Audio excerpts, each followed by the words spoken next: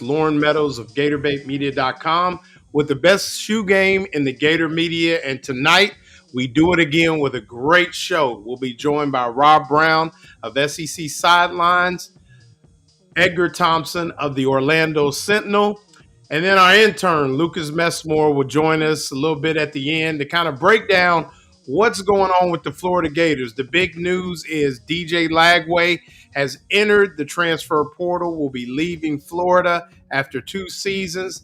Aaron Philo of Georgia Tech is also in the portal. Could he be the next Florida quarterback? What are the destinations for DJ? What do we think? And who could join the quarterback room at Florida? And what's next? What are the next dominoes to fall? The Sidelines Live team would like to thank our sponsors, Meldon Law and Titan MRI and Imaging. Subscribe to the Lowdown with Loren Meadows on YouTube and Facebook, as well as our partner shows on the Sidelines Live Network, including the Buddy Martin Show, SEC Sidelines, and Scarborough Knows. Follow yours truly on Instagram at Ohio Gator for Life, and X at Real Ohio Gator, and TikTok at Real Ohio Gator as well. We're also going to have some playoff predictions for you. We're going to get into it, no doubt. And with that, we bring in my man, Rob Browne, super producer. Brendan Martin wants to get in on this. So how you guys doing tonight? Excellent. Ready to go. All right, sir. All right.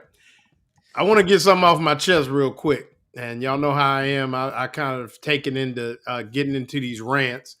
But I want to address something. Obviously, the news of DJ Lagway, transferring away from Florida. And I want to talk about something that happened after the LSU game. And I thought it was a disservice to the young man. I thought it was a disservice to his family. And I have always known DJ Lagway to hold himself with the utmost class. Great guy, always good with the fans, always willing to take a picture, always willing to step up to the podium for those of us in the media and own up to his mistakes. And I find it interesting that after a 5-interception performance, a former player went on several shows to double down on the fact that DJ Lagway was not liked in the Florida locker room based on NIL or other things, preferential treatment, things like that. I never saw that. And when you start to talk about a young man taking advantage of a situation, being a quarterback of one of the premier programs in the country, I think that only talks about him and you're insulting him, but to me, you insulting mama and daddy and the village around you. And I thought that was unfair. I thought it was kind of reckless for those that had this particular person on the show to talk about it. And now that DJ Lagway is gone, I want to remind people that we were all on the Lagway bandwagon. And it wasn't just because he could throw the ball 70 yards.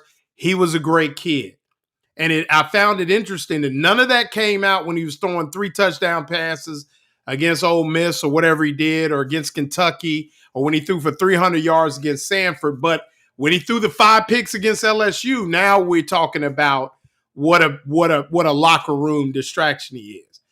I thought it was a reach. I don't know where that information came from. Nothing I saw from DJ Lagway showed problem in the locker room. You go to a softball game, there's Austin Barber around him, Jake Slaughter standing there around him, Derek Wingo. They all hanging out, buddying up. That's not a guy that's a distraction.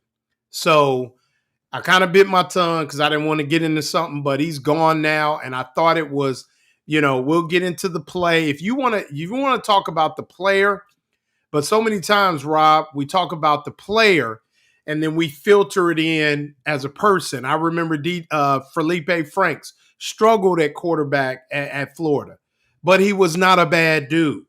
But you would hear people talk about him like he was some scrub type of person instead of a player.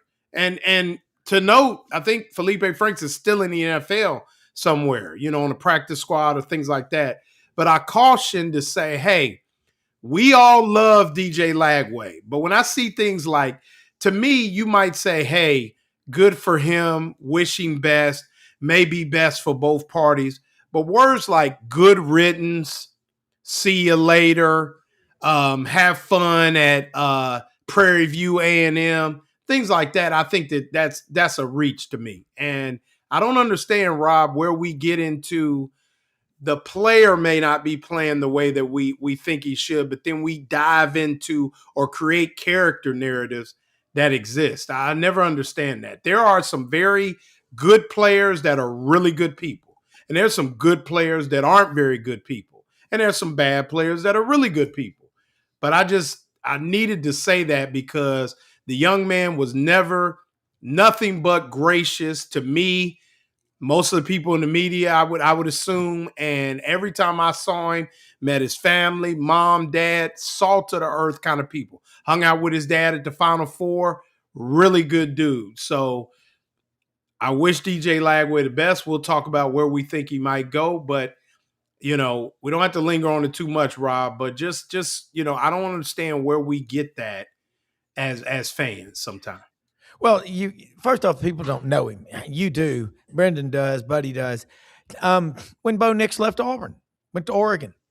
I mean, what are you going to say? I don't blame him. I even said that. Sometimes it's just I don't like the portal. I don't like guys that quit or leave, or whatever. In this case, Billy Napier brought in DJ. Everything they're gone now. Jon Sumrall is a different coach. He runs a different kind of offense. But if the people weren't saying that kind of stuff before and they're saying it now, it's just sour grapes. And quite frankly, people that make these kind of nasty comments on social media, you remember when Pat Dye was asked one time, is Harvey Updike typical of all Alabama fans? And he said, no. He goes, he's typical of somebody with a miserable life. It's a lot of people who have a miserable life that make these kind of comments. I can go by what you said and other people that have been around DJ the last couple of years, and you like for him to have done better and all, but he got hurt. A lot of things happen. But it's typically people who they're mad and maybe they get a little too into this stuff and live vicariously through these guys. Now, look, they're getting paid money, and that does make it easier to criticize them. But in the case of DJ Lagway, for 2 years, I've been on this show. I've never heard anybody come on here and say he was a bad guy and bad vibes in the locker room or any of that kind of stuff. This is just bitterness. People are mad. You know what? Move on. And the classy thing to do is wish him nothing but the best. That's right. And my thing was, this was a former player. Yeah. You're supposed to, the program was good to you, and why you would single out this young man in this situation when he was at his lowest. Yeah. That was the lowest he was and maybe will ever be as a college football. It can't get no worse than throwing 5 interceptions. I mean, in this day and age where you really can't put your paws on receivers and things like that, you throw 5 is tough. And he stepped up. He looked everybody in the eye. And I just thought I was like, why now? And what is the motive? So, like we said, we're gonna let the transfer or whatever of DJ Lagway. We're gonna talk about maybe landing spots and things like that. But Rob, the Gators now have basically Tramel Jones Jr. is the I guess the leader in the clubhouse. Aaron Philo, who was the backup quarterback to Haynes King, has entered the transfer portal. He was rated as a 3-star prospect by Rivals, 3rd in Georgia high school history with 159 touchdown passes and 56 touchdown passes as a senior. I think he broke the record held previously by Jacksonville Jaguars quarterback and Clemson great Trevor Lawrence with 13,922 yards passing, a dynamic runner. I'm shocked he had 6'2", 220. I don't know what made him a 3-star, but got a lot of good information coming out of Georgia Tech that he was going to be the heir apparent, was going to be the next best thing. Buster Faulkner has now come to Florida as the offensive coordinator, and all thoughts would be that this young man could be in line to follow him here to Gainesville. Familiarity with the offense, and somebody that I think in limited action, I think he was 2 for 2. I think two interceptions, 2 touchdown passes, but obviously in limited action. But somebody who, really good size, dynamic runner. So somebody that could really fit in that offense. Where I saw Haynes King was the only quarterback in the country to average 250 yards passing and 80 yards rushing. So it's an offense that likes the quarterback to do his thing and get after it in the run game as well. So yeah, Georgia Tech staff has been rated. Lost their offensive line coach. I think he's going to Nebraska. Man, that and Buster Faulkner, he's highly rated. I don't know if he's elite yet, but he's going to have elite talent at Florida, and that can make you look a lot better in a hurry. You want to have 3 quarterbacks. You always want to have them. But I tell you a trend that I'm seeing is you've got the closer your locker room is, the closer that team is, the harder you work them, they're going to grow closer as a team. It's a lot harder to leave guys you've been through hell with, your friends, your brothers. Very difficult to do that. How many times have you stayed in a job that you knew you should have moved on, but you just love the people you work with? Last year, or 2 years ago. Yeah, there you go. But see what I'm saying? It's hard to leave the people you love. And I know money kicks in and all that kind of stuff. Guys, they pay professional athletes money too. What I think is going to happen is you're going to start seeing the data is going to come out from the NFL. When you transfer, after you transfer the second and third time, your graduation rate just plummets if you ever graduate. And the NFL, that is a red flag to GMs, player personnel directors, owners, managers, and people. It's a red flag. How you play in a meaningless bowl game can move your draft stock up exponentially too. If you're diving for balls and making tackles and you're a team player and you're going, look, yeah, I could sit out, think about my pro career, but I bled with these guys around me. I'm going to battle with them one more time, because when you come back for those team reunions years later, they're meaningless if you quit on your teammates. I'm sorry. Skipping a bowl game, BS. Yeah. Florida gives you a scholarship, and you get in that Gator network. 500,000 living alumni with a school with the academic credentials and power of Florida. Man, I'd spend every moment I had waking wearing that Florida jersey. And I'm telling you, as a rival, I just know what it means. It's too powerful a brand. Don't walk away till you're done, till you're absolutely out of gas, and then crawl. Right. Well, I think, we talk about a guy like Aaron Philo, Nat Blaylock chimed in, Will Griffin out of, I'm not sure, out of Tampa, not particularly, I can't remember the high school right off. Edgar will be able to tell us here in a minute. But you talk about Tramel Jones. I don't know if we want to go to true freshman and Will Griffin unless he wins. You can win the job at Florida. You're pretty good. Darian Mensah has been mentioned, but also, could be going to the NFL, the Duke quarterback who left Tulane. So he has some familiarity with Sumrall.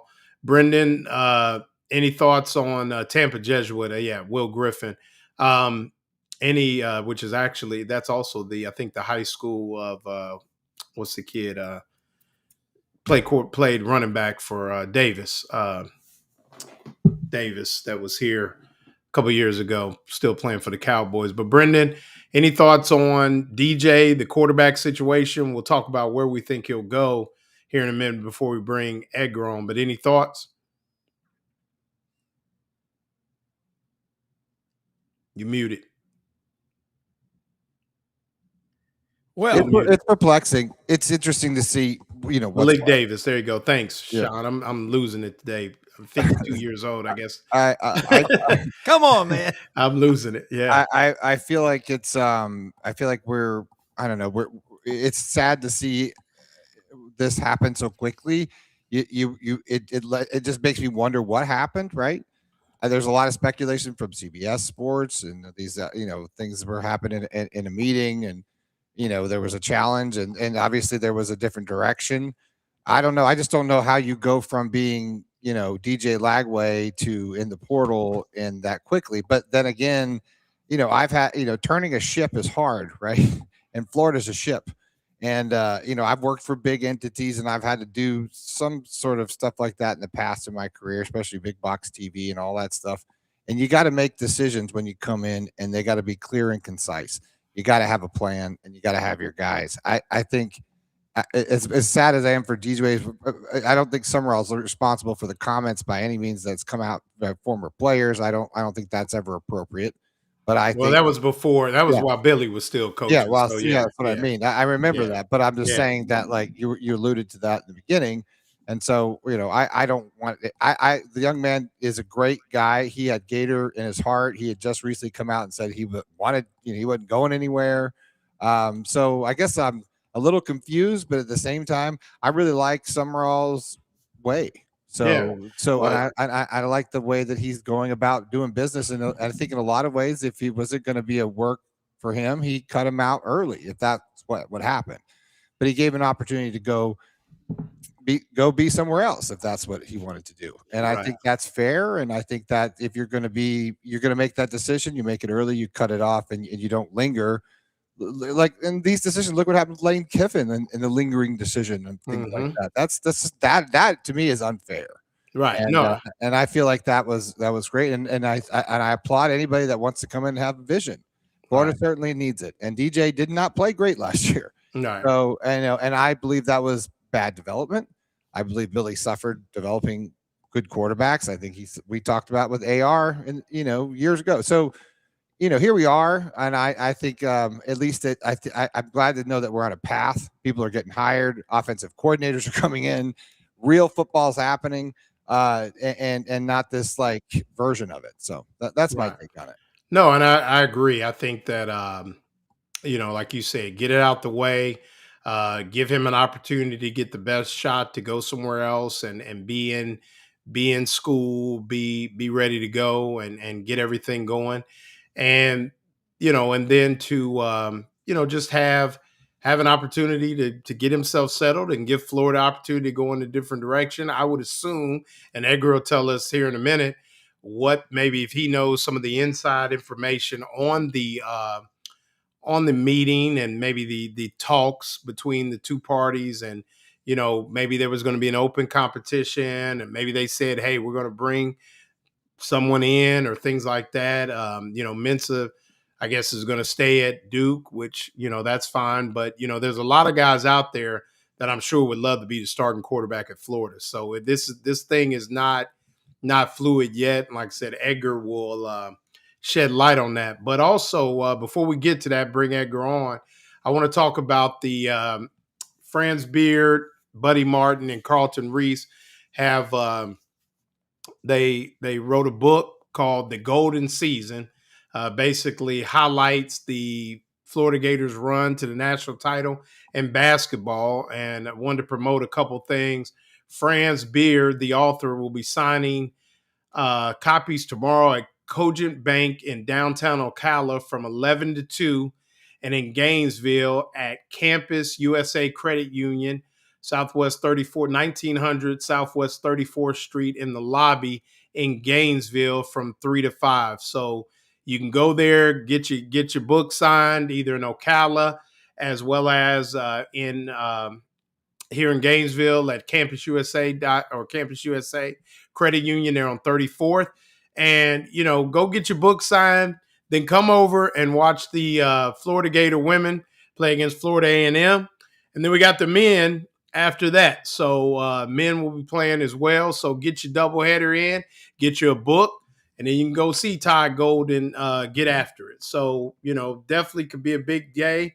Go get you a book, go read, and then kind of go from there. So should be a big book signing coming to Ocala. Like I said, tomorrow at Cogent Bank in downtown Ocala from 11 to 2. And in Gainesville from 3 to 5 at Campus USA Credit Union, 1900 34th Street in Gainesville. And with that, we bring in Edgar Thompson, who will certainly be at the game tomorrow with the men's basketball team playing St. Francis. So we got doubleheader, got the Florida A&M Lady Rattlers coming to town, and then we got St. Francis. Is that the St. Francis in PA? Edgar, do you know? The 362nd ranked team in the country. Okay. I think Ollie's going to get his field goal finally. Okay, good. That'll be awesome. So appreciate you joining us, Edgar. Let's get right to it. We talked about DJ Lagway and the transfer. Other guys, KD Daniels, notable name, Jordan Castell. I've been kind of hard on Castell. This is what we talk about, player and the person. Love the person. Didn't know if he was the best safety at Florida, but, I wish those young men well because they're all great people. But take us inside if if you've heard anything about, DJ Lagway was a lot of people thought he would stick around and maybe change a system, things like that would help him out, but chose to transfer. Do we have any information on what occurred, or was it just, hey, I need to take a deep breath, maybe go somewhere else, change the scenery, different system, and just try to see what I can do elsewhere? I don't have tremendous inside information, and I mean these are pretty tight circle conversations. So stuff that comes out, it's like telephone. Mm-hmm. Second, third, fourth parties. I mean, what's really completely true? Who has what agenda that's telling you what? But bottom line is DJ Lagway was going to have to compete for a job, which wasn't the case entering last offseason. But unlike last offseason too, he was going to enter the offseason healthy, because I don't think he's going to need shoulder surgery, which might have been advisable at the end of last season, and they put it off. And it seems like he's gotten to the other side of that. And he seems healthier. So he might have had a healthy, productive, off season in terms of conditioning, training, working on these shaky fundamentals that became more and more evident as the season went on, and gotten back his confidence. I mean, the kid was spinning. He wasn't relaxed. Billy Gonzalez, the interim coach, multiple times referenced, I just want him to relax. Mm-hmm. And so clearly he was putting a lot of pressure. The expectations were immense. I don't think Billy Napier did a good job managing those. In fact, he might have elevated them by continuing to tell us that he was okay and on track when he really wasn't at any point healthy. And so he comes in, third team All-SEC, Heisman possibility, and it just didn't go well. And he, we saw what happened. He lost confidence. He had a very, very tough season, total sophomore slump, definition of it. Led the SEC with 14 interceptions against only 16 touchdowns. His rating a year ago was second to Jackson Dart in the league. And this year it was second above Jackson Arnold at the bottom of the league. Yeah. So just a complete reversal. I think that he knew he was going to have to compete, but he was determined. He was healthy in his mind, and I think in medical people's minds, and he was ready to get after it. And he wanted to be a Gator and was planning to work toward that goal, but they weren't going to pay him. First of all, the price tag was going to come down. It was a high one last year. It wasn't going to be that this year. And, guys like Tramel Jones, Will Griffin, the new recruit out of Tampa Jesuit, and presumably a transfer, if not two, probably one, you got to think, potentially two, would come in and challenge him, and you don't have a spring portal. So what if you're DJ Lagway, your calculations got to be, what if it doesn't go my way? What do you, you're going into your junior season, you have NFL, dreams and ambitions. You can't do that, Right. Limited action as you're in a junior year, and you want to make what you think you should make, which is probably what you were making. Right. So there was a lot of factors, and there might have been some questions about how he approached, things last season. I don't know. What did we hear? Jon Sumrall might ask him, what are you about? Maybe there's some questions about his, and just in general, maybe a general question, but maybe, is it all football for you? Are you consumed with football? Well, he made a lot of commercials and made a lot of money. And I'm not saying that he put football in the back burner at all, but you look at that and you're like, where was the focus? And even if you are, unless you're in a sling, you can work on your footwork. Even if you're in a sling, you can watch film and improve. And the product that DJ put out last season would have given anyone pause. Do I want to take this on a project with a pretty hefty price tag, or is it just best for both parties to move on? All right. And Rob, we don't want to, like you said, I mean, we don't, he's leaving. We could talk about where we think he might go. But I guess my question is this a young man who his ceiling is still high, or would it be best that he maybe looks at a 1AA or a group of, I guess they call it group of 5, group of 4 type school? Or is this somebody you think that if the right coach with the right system, I always thought I talked to Coach Spurrier actually at the Sumrall press conference, and I asked him, I said, Coach, do you think it's, him, or is it the system, what they were doing offensively? And he said, well, probably a little bit of both. So if you can get the system right and hopefully get him right, is this somebody that can reclaim themselves at a Power 5 school? Well, first off, let me say Edgar's dead right.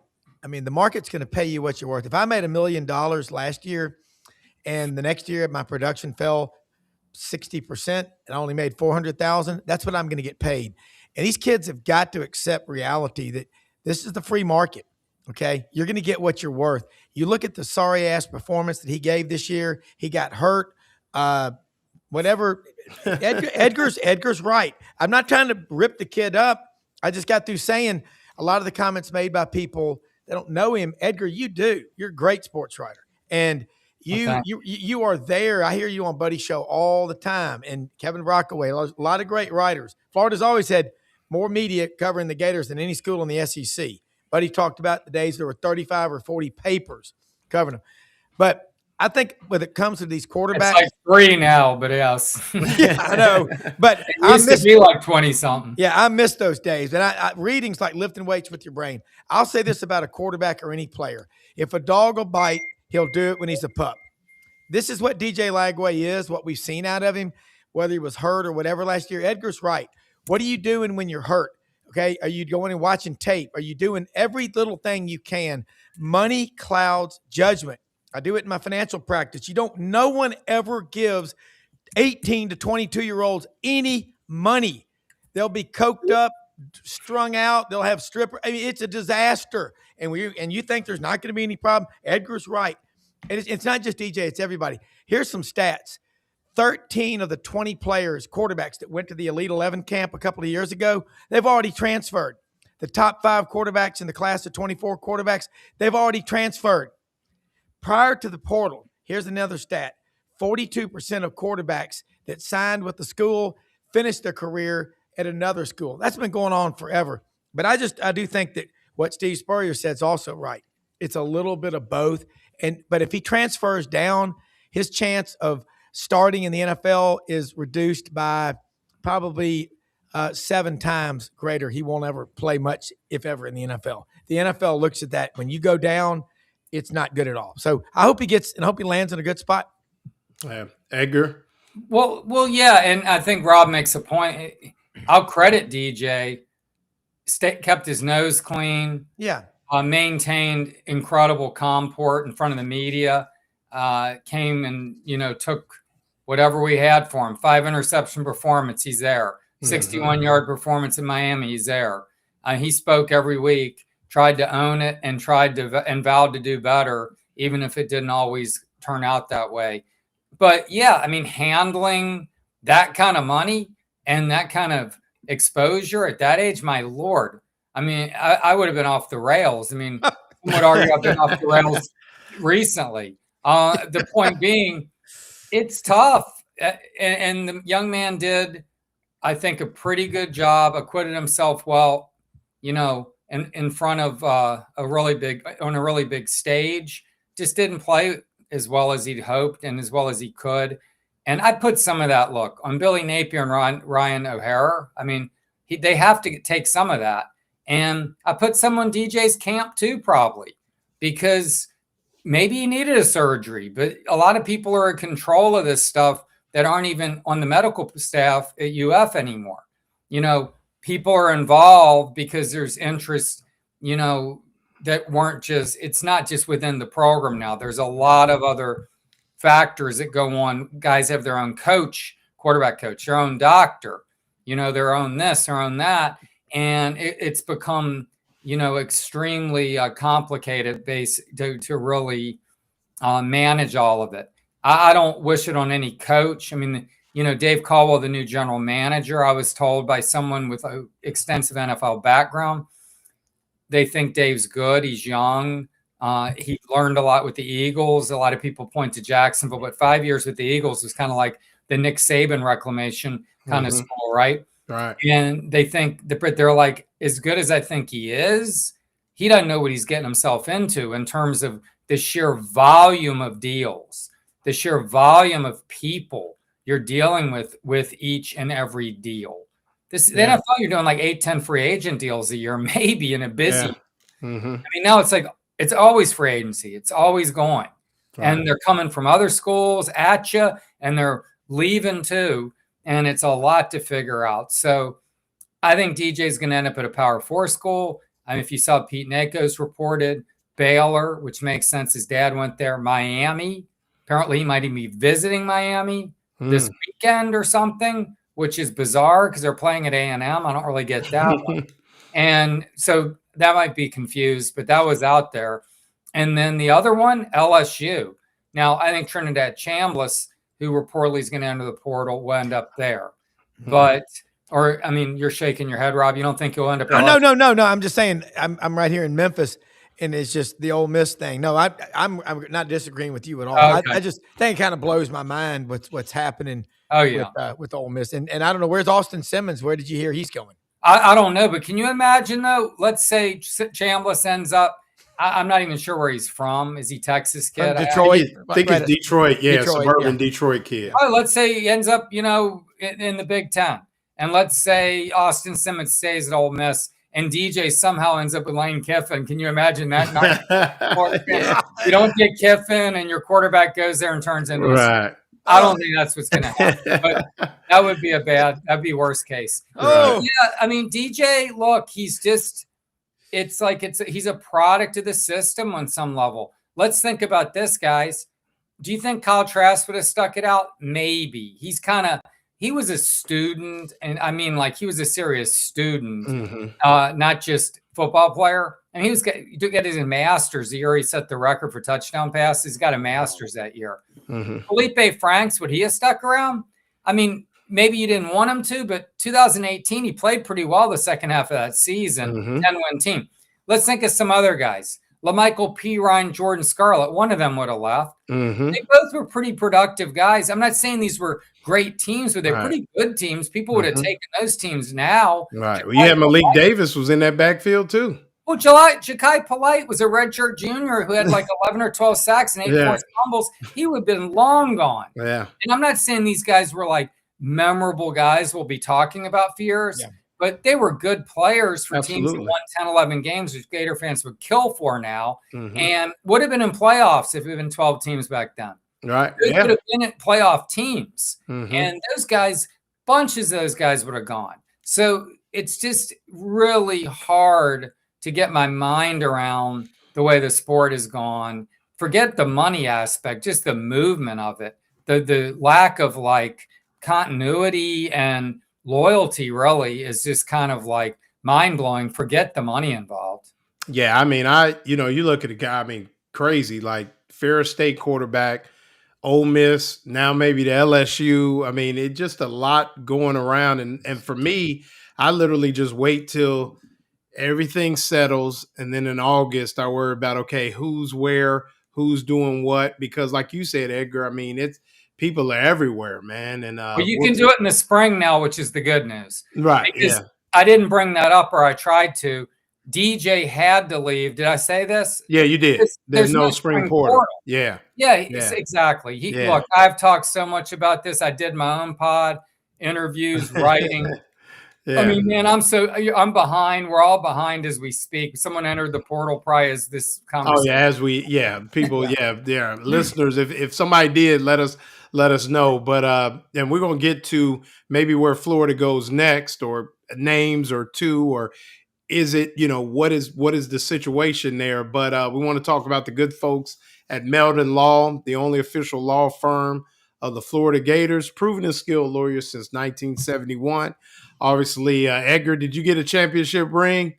Did they give those out to the media? Did you get one for the Merrimack game? Oh, you know what? So that game, is November 21, and the night before Tennessee, I think. There was some breaking news. Okay. That I had to tighten up. Okay. Oh, it was all about the job. It was job stuff. It Lane was Kiffin and all that. Yeah. So I was writing. Didn't leave my house. I live close. Okay. Get there at like 6:55.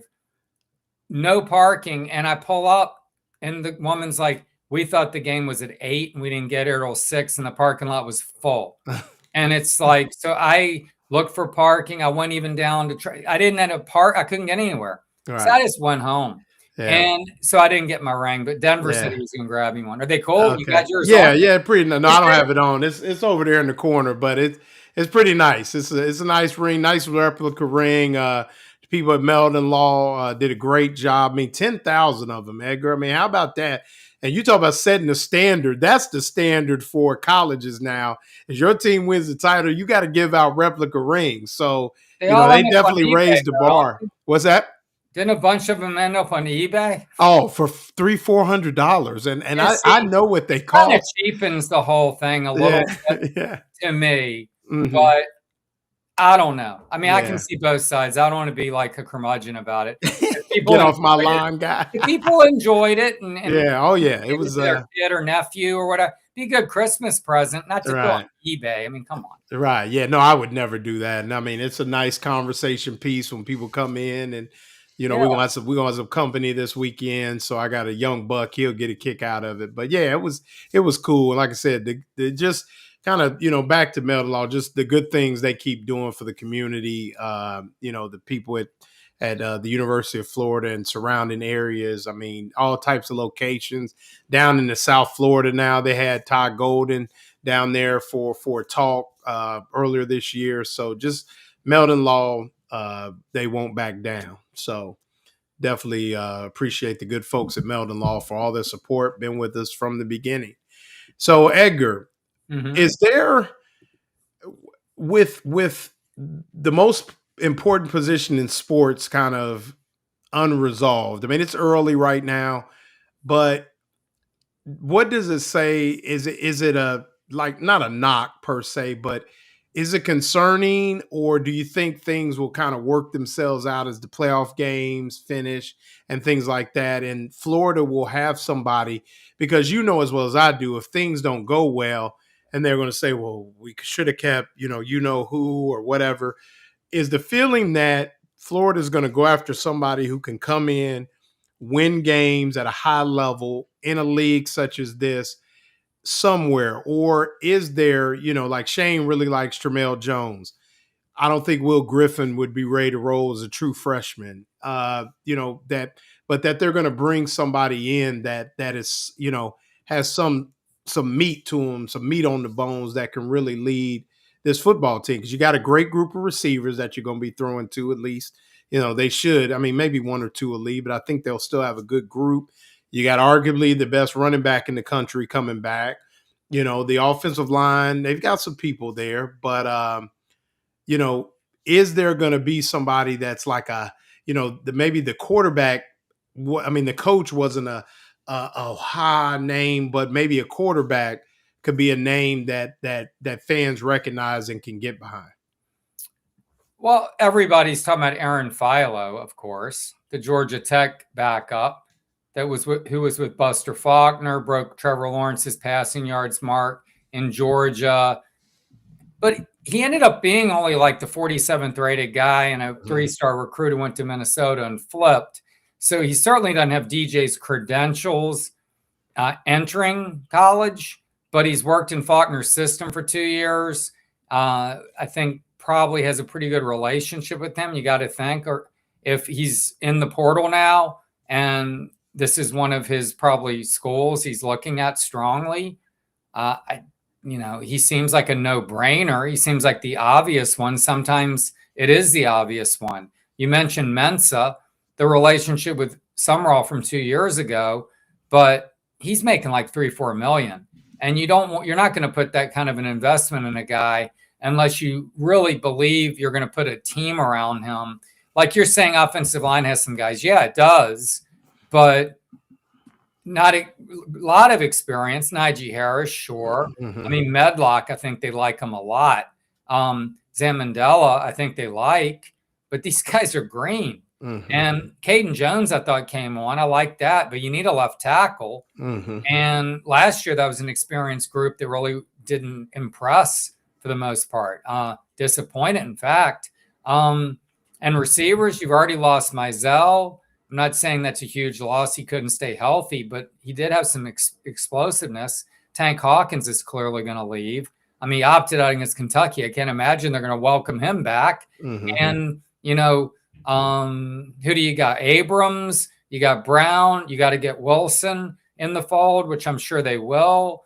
Nashawn Montgomery, and maybe there are a couple guys coming in. Davian Gross, or Grossi. Or Yeah, I like him. He can move. He looks elite. Mhm. So you do have some guys out there.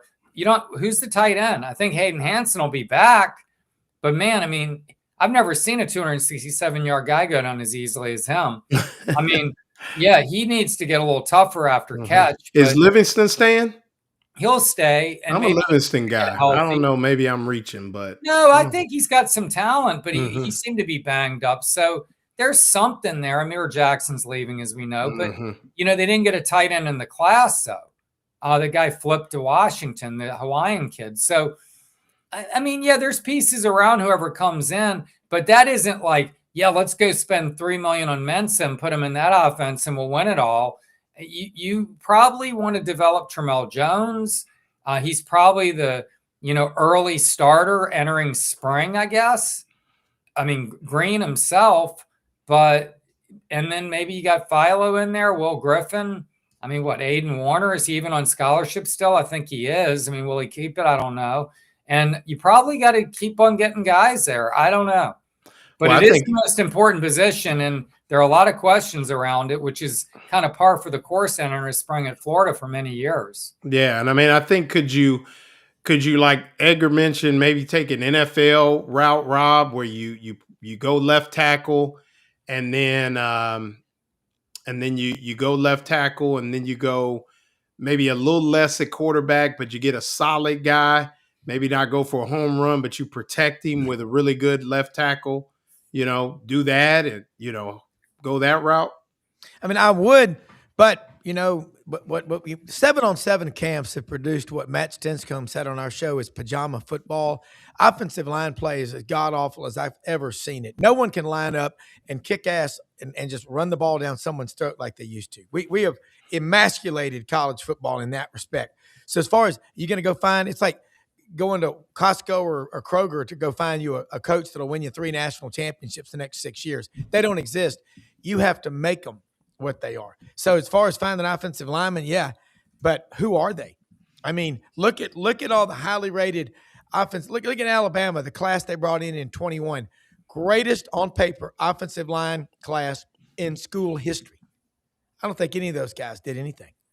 That's just that's where we are right now. So try the NFL route. I like what Oklahoma did. They got Jim Nagy from the Senior Bowl. He'd been in the NFL 18 years, 6 Super Bowls. He won 4 of them as part of development manager. I get someone like that. And Edgar's right. Well, they have Dave Caldwell, so yeah, exactly. That's what I'm saying. Yeah. So it's just like free agency, 8 to 10 in the NFL, college. I mean, I'm sitting there looking at the portal. thing just right in front of me on my computer. It's like the ticker on Wall Street. Yeah, I miss Mizell. So many people flying and going. I that was news to me, Edgar. I'm sorry. Well, Folks, I miss. he hasn't been able to stay healthy, but you're Right. going to build this offense around Ball, right? Right.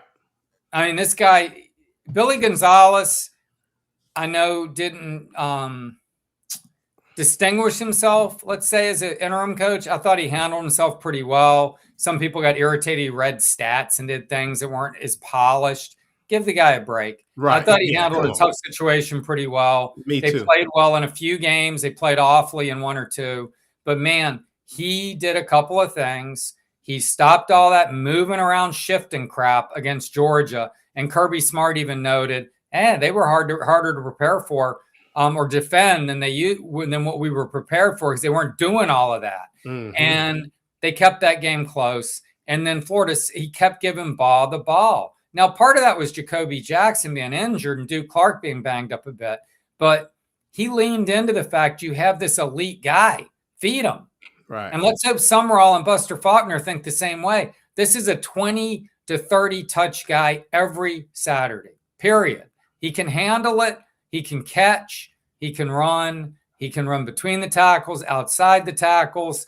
He's a stud. Yeah. And build the offense around him. And then, as Rob was noting, you get a quarterback.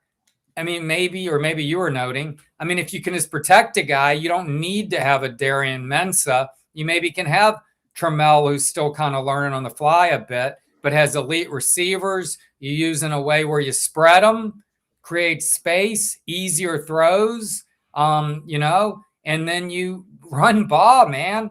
It's like you simplify things and you just live that way and see where it gets you. Because it's like they played like in such between the hashes. They played in a box all day. Oh, it was terrible. Philly's offense was just brutal, man. Right. It was awful. With that, let me bring in our intern, so to speak, young buck, trying to learn on the ropes. Lucas. I see you with the background, Lucas. There you go. Say hello to the guys, Lucas. Hi guys. I'm back home. I'm back home in Virginia. So. Oh, okay, back home. That's what Edgar. That's your stomping grounds, ain't it? Richmond. I'm driving back Monday. Where are you? Right. I'm in Arlington, so DC. Okay. So I'm close to. Speaking of the DC, GW just played Florida. So.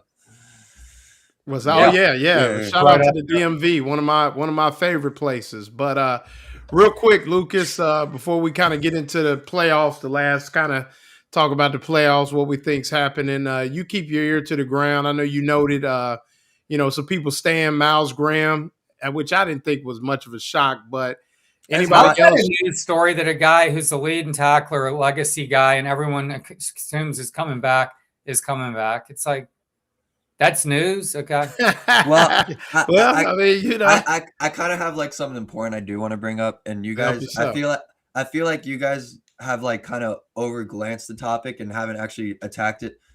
Texas Tech's head coach brought up the schedule when it comes to with the new portal, and I agree with his point. Week 0 is completely irrelevant. You should just have week 1 start that week, so then it allows multiple scheduling conflicts.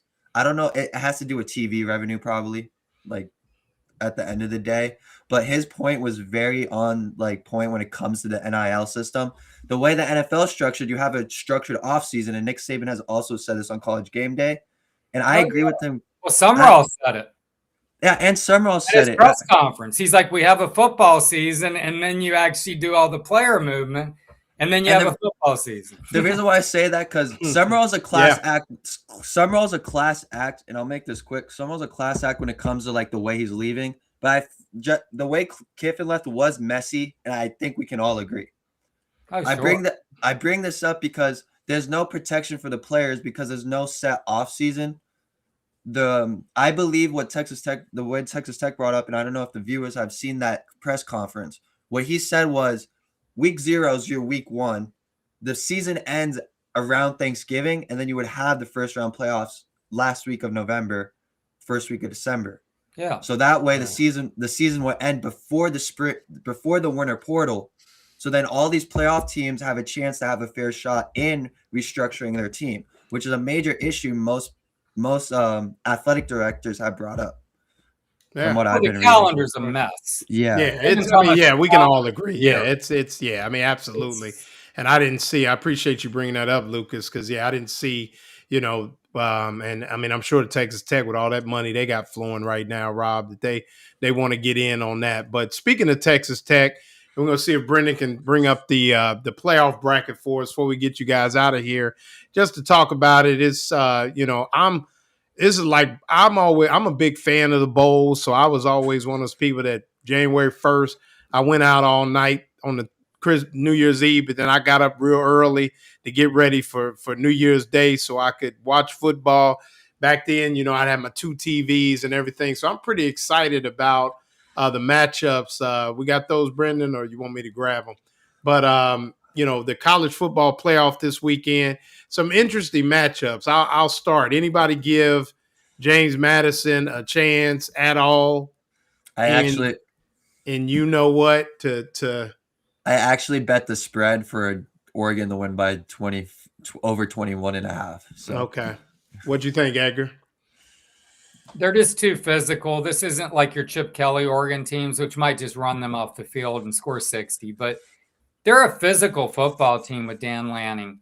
Those types of teams, JMU and Tulane even, they just can't. The depth isn't there. The physicality, they just won't hold up over the course of 4 quarters, I don't think. Now, they might keep them in the game, make it interesting for a while, but in the end, ultimately, a team like Oregon or Ole Miss, in my opinion, they're just going to wear teams out.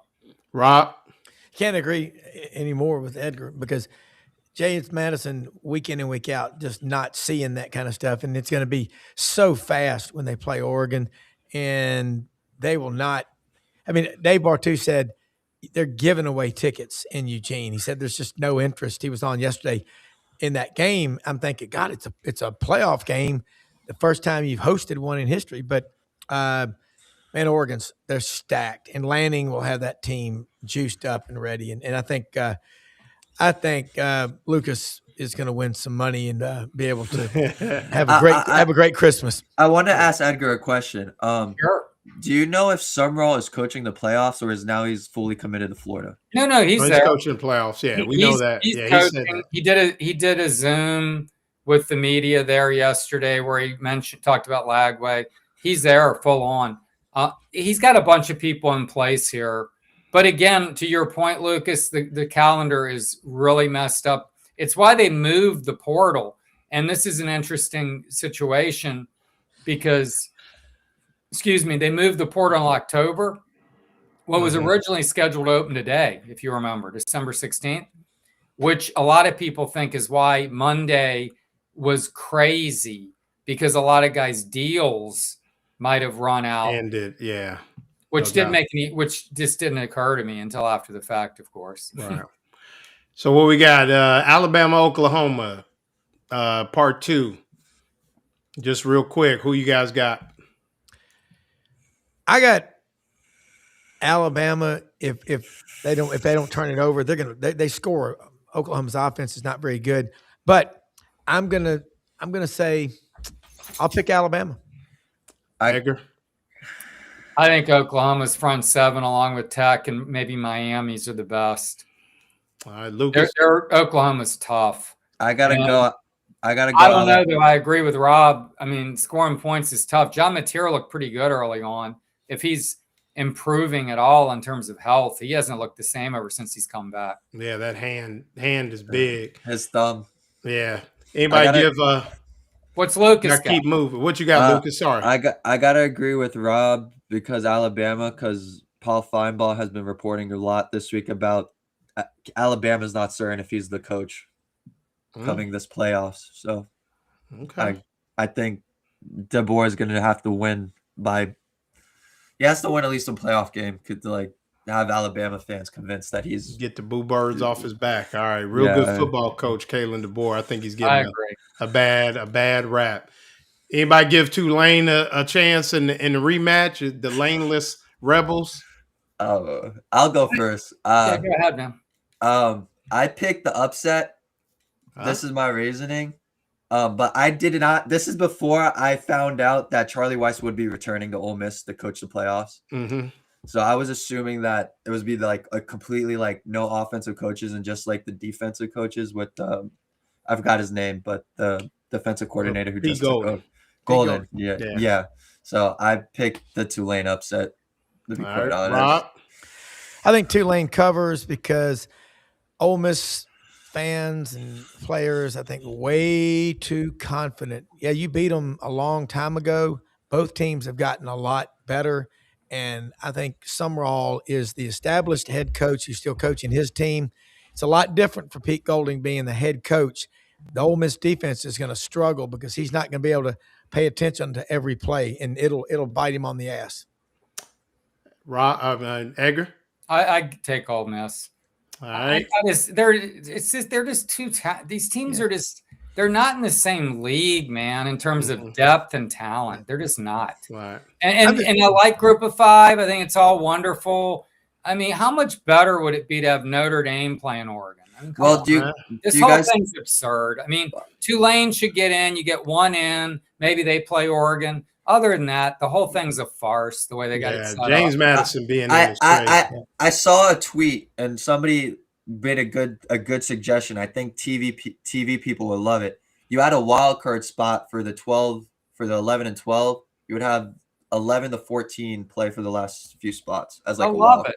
Get Vandy and freaking Notre Dame in there, man. Get Diego back in the field, man. Yeah, no doubt. But that way you allow Group 5 teams to prove themselves that they belong in the playoffs with a wild card spot.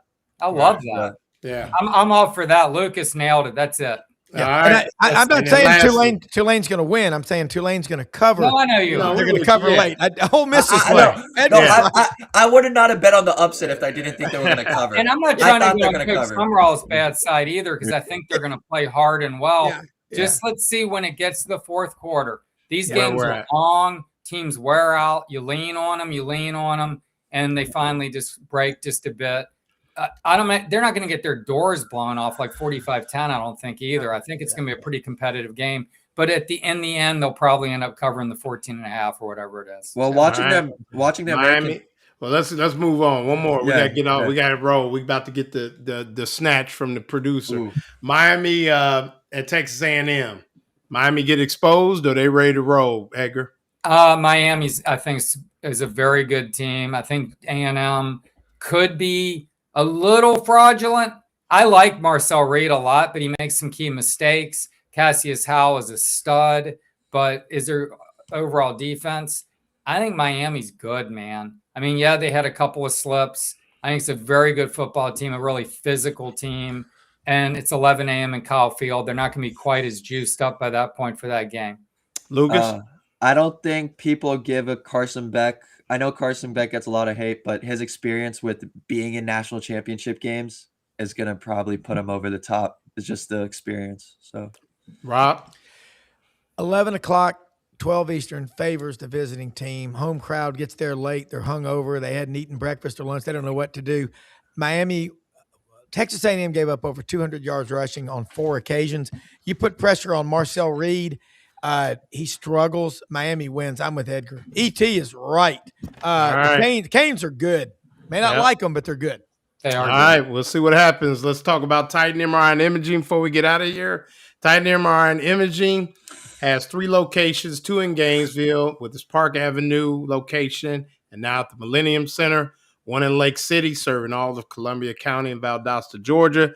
Coming soon to Ocala. They now accept insurance through their convenient self-pay options, MRIs, CT scans, X-rays, and ultrasounds, easy scheduling with lots of options, including evenings, larger MRI machines for patient comfort, no ERs, no hospitals. Titan MRI and Imaging, it's your choice. Who we got on the show tomorrow, Rob? Jake Wimberly, Jackson, Mississippi, the numbers junkie, and a guy named Loren Meadow from Gainesville. Must be desperate. Yeah. Vince Ferrara, the sports animal in Knoxville, and of course, executive producer extraordinaire Brendan Martin. And I thank you, everybody, for letting me be on here. I love this panel here tonight. Lucas, you're very smart, man. You think outside the box. You're going to do really well. All right, Edgar, what we working on? Thanks for having me, guys, and enjoyed it. I'm working on, I got basketball tomorrow night, but just grinding the portal, man. I'm trying to dig up the Buster Fox stuff. I'm kind of, just riding the portal into the weekend and then hitting the road to see family for a week. I'm looking forward to a little R&R. My boss is trying to make me take some time off, so I'm not going to argue. Hey, can't beat that. Read him in the Orlando Sentinel. He's our guy, Edgar Thompson.